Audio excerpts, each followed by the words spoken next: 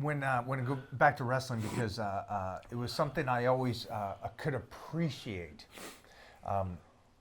One of the hardest things was for me to, at that time, I couldn't give up Gladiators for something else because I was already signed. And then when I got to Battle Dome, and then I met, I don't know who was over there in 2001 who was running WWE at the time. But Terry got back over there because WCW was bought up by WWE. And so I was over there, and The Rock and all this, and we're all talking and stuff, and Terry Taylor takes me over to the guy that was in charge at the time. And it was funny because I'm barely 30, I think, at the time. And I just finished Battle Dome, where we just crushed people.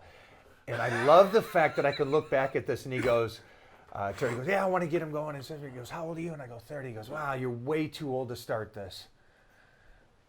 I love that. Yeah, how much did that piss you off? Later, it pissed me off. Yes. It pissed me off. Because I'm sitting there going, and it crushed me at that moment. I'm like, wait a minute. I just finished a show that was purely athletic. And he knew about the judo background and the bumps and all this stuff. And they wanted before. And then he goes, no, you're way too old. And I'm like, oh, wow. And that just, it fired me up. It fired me up because now I'm looking back 20 years, you know, and it was like, wait a minute, I'm still going here. I'm still crushing it. And so I love the fact that I got to continue it, but it's a tough industry. It is, and a lot of people think that age has something to do with it, because most, like you said, most people are broke down by the time they're in their 30s because they do silly stuff. And they don't know they don't know they're doing stuff for themselves. They're not doing it for the audience. Like, I go out there and I make the audience happy. I could care less who I'm wrestling. You could be 3 times better wrestler than me, but I promise you won't be over more than me. Right. Because I know how to play. And it's not manipulating the people. Nope. It's making the people enjoy what I'm doing and have them involved. Like, it's, for me, wrestling, yes, wrestling is wrestling, but it's about the people. Because I'm not going to wrestle in an empty building. Mona's here right now, and she's going to verify this. So I travel the world, and I guest pose more than most. And so I'm the top 4 guys in the world guest posing. And it's interesting because it's the same approach, which I didn't know you. I mean, I know that you're putting it over. You got to put it over because you got to do that. Most of the guest posers will go out and they'll pose on stage, and then they'll walk off. And I'm like, that's so not. You're just kind of showing them a physique, whatever. So I'll go out there for about 20 seconds. Then I'm going to jump into the audience. I'm going to start picking people up, start posing with people, make guys take off their shirt and pose with me, and interact with the audience. And that's why I'm traveling more than everybody else and stuff. And I talk to them and I say, it's how you make the people feel more than you out there going, I am great and I'm on stage and I'm beautiful. It doesn't do anything. Yeah, because it's not entertaining. It's not entertaining. The same thing. I got feeling I'm looking in a mirror. Yeah. Minus the body. Minus the hand movement. Because it's the same thing. That's why I work more now than I did back when I had a full schedule. I mean, yeah, I used to work 300 days out of the year when we were running hot Attitude Era and the hottest time in wrestling, sell out everything in 2 minutes. You know, if it went longer than 2 minutes, it was bad. So, yeah, I was in the hottest era. But if you look what and wrestling changes just like everything else. Just like bodybuilding change, the way I train is different because things don't work like they used to, and like my flexibility, and we talked about this a little bit, is trying to make that better. It's not like I wanted to go do that. It's just injuries and stuff catches up with you, and then you kind of back away from those things and go, well, it's not going to get better if I get away from it. Right. So now I've got to go the opposite direction and jump back into it. But I work more now because of that reason, because people want to see me, because they don't want to see wrestling. I'm going to watch, if there's 7 matches, I'm going to see 6 matches where people are just going to go, I'm better than you, I'm going to get all my shit in, and I'm watch what I do. And I'm like, you're talking to him and have no idea that whether there's 20,000 people or 20 people out there. Like, you have to make them feel engaged in what you're doing. Like, just going out there and wrestling doesn't mean anything. Like there's people that paid money. If they didn't come to see you and don't know you're there, how if you just go out there and do a bunch of wrestling moves because they're going to see 6 more matches going to have the same wrestling moves, so by no means be different so that you're forgettable within 2 minutes. Like I am not forgettable. I have always looked at it this way, like, yeah, you might come to see Stone Cold Steve Austin, but the only one you'll remember when you leave here is me. And it is not going to be for my wrestling. I've never, like you can ask Austin, I've never went out there and go, hey, I'm the best wrestler on the planet. No, but I'm an entertaining son of a bitch. I'll tell you that right now. Like people did, because they just want to be involved. If I've got to take my wife and all my kids, and I love wrestling, but if I have to take my wife just because she's not going to let me go by myself, and then I've got to take all the kids, so I've already spent $200 and you don't pay attention to me and I don't feel like I'm involved, yeah, that's the last time I'm ever coming. Yeah. Yeah, You're a showman. I love it. Yeah, I get excited you're old quick. School. No, I love that. Yeah, I get excited quick. You can see the passion that you have for this. Yeah. And let me ask you. We talked about it earlier about we're going to work together, and I'm going to put you on a nutrition plan, and we're going to get you better than ever.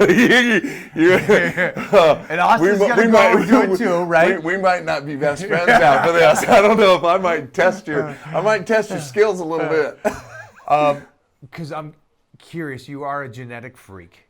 You're somebody that has looked good for so long, and I understand that people don't last that long. I understand that the bodies break down, and the first thing that goes is the mental state. I'm 30 now, I can't do this, I can't do that, I can't lift heavy, and that's a common thing that I hear.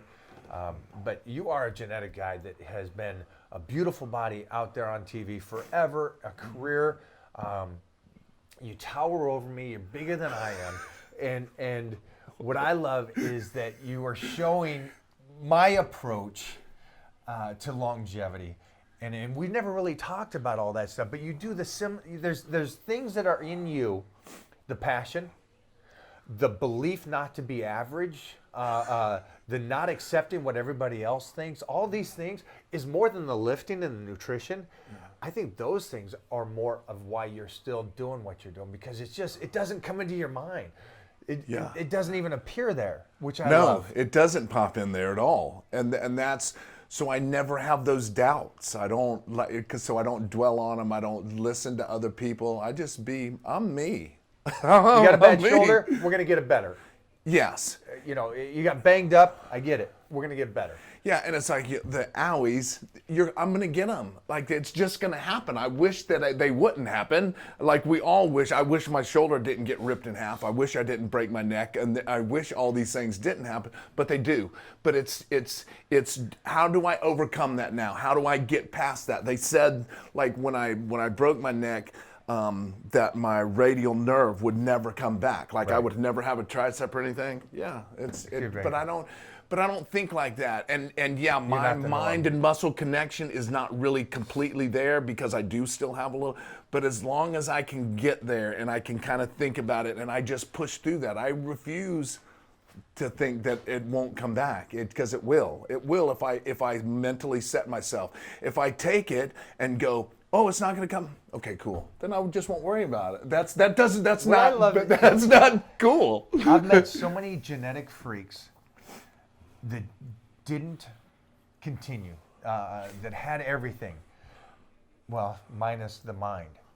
Mm-hmm. And I love the fact that I'm sitting across from a genetic freak that has the mindset and the passion, and you use it. You use it in a great way, and for the world to see, and I love it, man. I love it, man. And I love that this little monkey bone over here, Austin, got a hold of me and really made all this kind of stuff happen. Yeah, me too. Because it's like if I'm stuck and I'm in a rut, yeah, I don't know everything, but I know people. I know enough people that can get me by it. And I mean, when I get in that, you want people at your same level, or you want people that are good at what they do, not somebody that just tells you what you're good at what you do, and you've done this a long time. And when I started getting more into the working out, and finally, after, I'd say 54 years, 53 years, I finally figured something out a little bit about what I can do and what I can't do. Because Like I'm not all the way there, but I know people that are like yourselves. It's just like, okay, I have this owie or I'm struggling here. Then I go to the source that'll get me there. You know what I mean? I don't go to a source that I think will get me there because that's not going to do me no good. Everybody knows how to lift. Like they do. Just ask them, they'll tell you. Yeah, exactly. But it was fun. It was fun this week, the 2 days to do just tweaking different things. Like today when we were doing back and we were doing the tighten pull downs and my legs were together. And then you said, no, separate your legs. It was a total nut. Like it was like, oh my God. Like it was. You changed everything. Yeah. I love that. So, but it's trial and error. You know what I mean? It's you have to try something. You've done this, and you know how to. You can literally make your body do whatever you want it to do. Yeah. But it's from like it's just a passion. Like I love to do what I do, and I love to find new things. It's just like we were talking about earlier. This isn't the right way. It isn't the wrong way. It's just a different way. Like I'm not going to teach you any moves that you don't know how to do. Like I can teach about like when I teach all my kids. Yeah, I'm not saying that. I'm not telling you that I'm going to teach you something new. I'm just going to show you a different way to go about it. That's all. Simplest thing. Yes. But do you think most of this is maturity? That you're willing to learn? Or have you always been that way? I've pretty much always, from the time I can remember, like even in high school and junior high school, like when I couldn't do something, like I never really played, like I rodeoed my entire young life. Like I trained horses, I went to college on a rodeo scholarship, I had 20-something football scholarships but it wasn't, like when me and my dad talked, I said, well, that's the way. He goes, yeah, but are you gonna be happy? And I went, That's kind of cool. Yes, it's very cool. So I went, I really want to do this. This is something I want to ride bulls. I want to ride bulls for college and stuff, and I have one. Yeah. And he goes, you've just answered it yourself. You don't need to. But it's like when I started playing football, I was not good. Like I was athletic and could get it, but I wasn't good. And then by the next year, I was an All-American. I feel it's something in you. Like it's not nothing I can teach you, I don't think. It's just a desire to be better every day. Like I could probably now retire and sit and play golf. Never going to happen. It's not. Not even going to happen. You don't even ask it. I know you're not going to. There's no possible way you're going to stop. Yeah, I mean, even from a young age, it's always been that. I've always done that thing to where, like, I'm not good at this. Well, why am I not good at this? I can be good at this, and I will be good at this. That's huge. But the problem is, the cool thing about wrestling is, and I don't mean this to sound egotistical or arrogant or nothing, but when I played other sports, I could be really good at them really fast. Like it took me no time. Like when I mindseted myself to get there, I could get there. Wrestling is the one thing where I constantly learn every day. I learn. Kept you growing the whole time. Yes. Kept you interactive. Kept you. Yeah, because it's funny because one of the first times I met Vince is he literally said, and you would think if anybody knows everything about wrestling, it would be Vince McMahon because he's been very successful a very long time and he's just good at it. Right. He's really good at it. The best on planet Earth at it. And he said, you know what? I don't know anything about wrestling. And I thought that was the coolest thing ever. And I think that's kind of what's right because it literally, wrestling in the 80s is not like it was in the 90s. The 90s is not the Attitude Era. This era is not the Attitude Era. And everybody wants it. God, I wish it could be the Attitude Era again. I wish it could. It's not going to. It's not going to. So stop wishing. Move forward. So, and it just constantly moves. And I can't be, yes, I came up in the early 90s. So yes, wrestling was different. All these kids doing flips and dives and all that stuff. Do I agree with it? No. Will it work? Yes, if it's done right. But they literally just want to go out there and go, here, I know all this stuff, watch me go. Well, okay, no. That's not. No. But I've got to be willing to change because I do have a new job with AEW, which is a new wrestling company the Cons own the Jacksonville Jaguars. They're starting All Elite. And I'm now a head coach, their producer coach. And all the people in there do all that stuff. Like, I don't have to agree with it, but I've got to be willing to change. Right. So me changing is not giving up what I feel is right. It's how do I interact myself into what you do to make you a huge star. My job is to make you a star. If you listen to me, like what we were talking about earlier, is personalities. We all have different personalities. I've got to deal with all kinds of different people. Right. One I can yell and absolutely grill to death, and they'll learn. If I were to do that to somebody else, somebody over here, they would literally crawl in a shell and call HR and go, he's mean to me. Please fire him.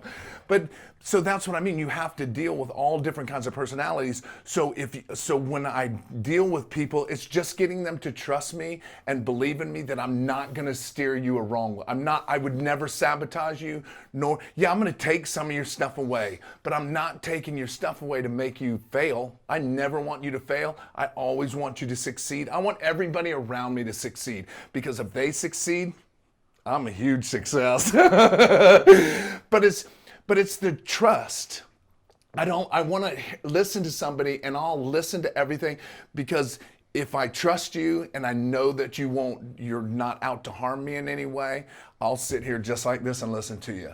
But if I don't trust you, I'm listening to you like this. I back away from you because you're like too much right now, and I don't trust what you're telling me.